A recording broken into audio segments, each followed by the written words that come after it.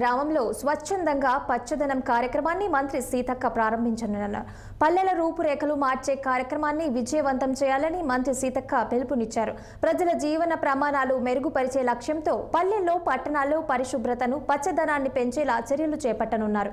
ఈ కార్యక్రమం ద్వారా గ్రామీణ పట్టణ ప్రాంతాలలో ఉన్న మౌలిక సమస్యలను పరిష్కరించనున్నారు. 5 రోజుల పాటు నిర్వహించే ఈ కార్యక్రమంలో రోజుకో ప్రత్యేకత ఉండేలా ప్రణాళిక సిద్ధం చేశారు.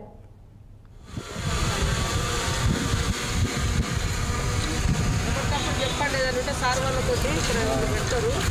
ఇప్పుడు ఉంటాం కదా, వరద వచ్చేది పెరిగేది ఎప్పటికప్పుడు బాగానే పెరుగుతుంది. అదే మనకు అనుకోకుండా